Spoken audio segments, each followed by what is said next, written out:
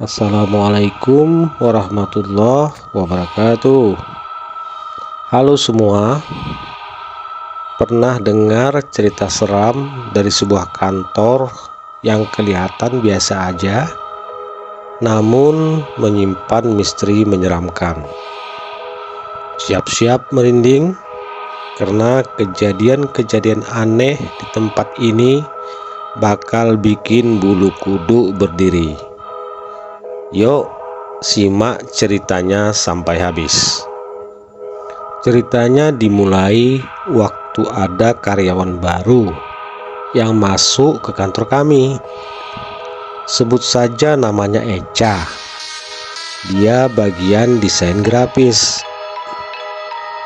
Awalnya baru seminggu dia bekerja. Dia cerita soal keanehan-keanehan yang dirasain selama di kantor ini. Katanya dia sering lihat bayangan hitam gede atau ngerasa selalu diawasin pas sholat di musola kantor. Kami awalnya mikir mungkin Eca memang sensitif sama hal-hal begituan. Toh di semua tempat pasti ada makhluk gak kasat mata. Jadi kami masih santai aja ngeresponnya. Kantor kami pakai sistem shift dalam jadwal bekerja. Tapi nggak semua karyawan kena jadwal shift. Jadi ada yang masuk pagi sampai sore. Ada juga yang masuk siang sampai malam. Jadwal paling malam sampai jam 9 malam dengan personil 2-3 orang. Nah, waktu itu si Rian dapat giliran shift malam sama Alia dan Dita. Karena pantry ada di bagian belakang kantor, jadi untuk ambil air minum maksudnya otomatis harus lewat kamar mandi dan beberapa ruang kosong, serta taman kantor kami lumayan luas, bentuknya memanjang ke belakang, tapi banyak ruangan di bagian belakang yang gak dipakai. Waktu itu Rian lagi ambil air minum dan mau balik ke depan. Tiba-tiba dia dengar suara riuh anak-anak kecil yang sedang bermain. Suara anak-anak itu terdengar dari arah dalam gudang belakang. Mana mungkin ada anak-anak main di dalam gudang itu? Aneh, pikir Rian. Karena mulai merinding, Rian gak jadi mendekati gudang dan langsung balik ke ruang depan. Besoknya cerita tentang riuh anak-anak bermain di gudang itu pun jadi perbincangan teman-teman di kantor. Singkat cerita, setelah beberapa hari kemudian, cerita itu mulai mereda. Kini giliran si Alia yang dapat giliran jadwal malam sama Dita dan Doni. Kebetulan si Alia ini emang paling penakut di antara anak-anak sekantor. Bahkan kadang ke kamar mandi pun minta diantarin dan harus ditungguin pula di depan pintu. Karena waktu itu nggak ada yang bersedia nganter, akhirnya dia ke kamar mandi sendirian.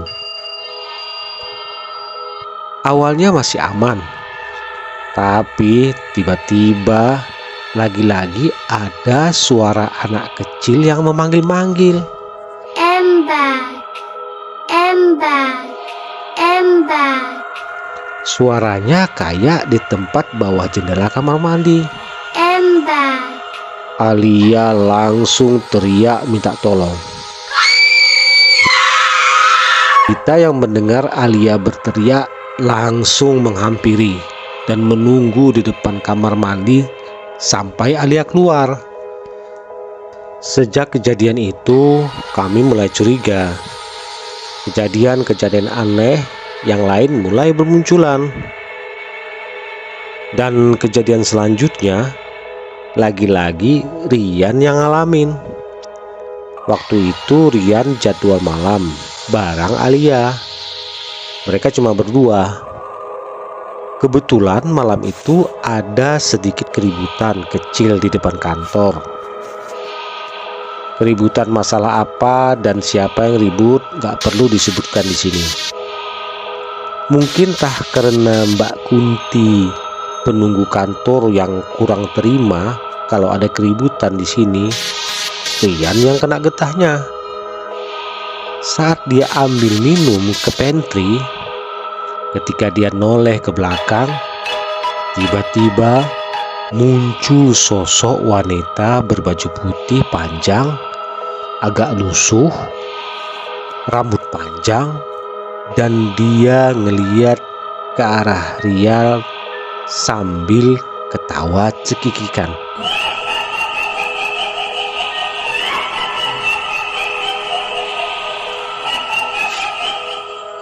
Sekuat tenaga Rian lari. Sampai di ruang depan dia langsung kunci pintu. Si Alia yang ada dalam ruangan pun ikut panik. Dia sadar pasti ada sesuatu yang terjadi. Tapi dia sendiri nggak berani mau nanya.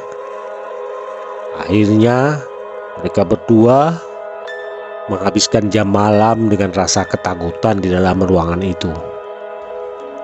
Paginya cerita itu langsung jadi perbincangan di kantor. Karena penasaran, akhirnya kami tanya soal itu ke Bang Arga, office boy di kantor kami. Dari situ kami dapat banyak informasi yang mencengangkan. Ternyata kantor ini memang angker. Banyak warga sekitar yang udah tahu soal itu. Mulai dari satpam yang pernah lihat Bang Arga jalan menuju pantry jam 3 pagi. Dan pas diikutin, Bang Arganya menghilang. Ada juga cerita dari bapak penjual bensin di depan kantor yang sering lihat sosok-sosok hitam tinggi besar berbulu dengan mata yang merah di depan kantor ini. Diceritain juga tentang seorang wanita penghuni bangunan ini beberapa tahun yang lalu, sebelum kantor ini ada, yang akhirnya meninggal karena kaget dan terpeleset di kamar mandi setelah melihat penampakan-penampakan. Meski banyak kejadian-kejadian yang aneh yang terjadi di kantor kami, malah kami sudah mulai terbiasa dengan keanehan-keanehan itu. Dari situ kami mulai sadar berbagai kejadian aneh yang kami alami bukanlah kebetulan semata. Semua ini pasti ada hubungannya. Entah kejadian-kejadian apa lagi yang bakal kami alami di kantor ini. Kantor ini memang penuh misteri. Ya, banyak-banyakin berdoa aja lah. Lagian kalau kita nggak jahat sama mereka, insya Allah mereka juga nggak akan jahatin kita kok. Mungkin. Dari cerita ini mengajarkan kita bahwa di balik setiap kejadian yang nampaknya aneh atau menakutkan, selalu ada alasan di baliknya. Kita tidak harus takut pada hal yang tidak kelihatan, tetapi menghormati keberadaan mereka adalah bentuk penghargaan terhadap alam yang lebih luas. Terlebih lagi, cerita ini mengingatkan kita untuk selalu waspada dan menghargai keberadaan orang lain di sekitar kita, baik yang terlihat maupun yang tidak terlihat.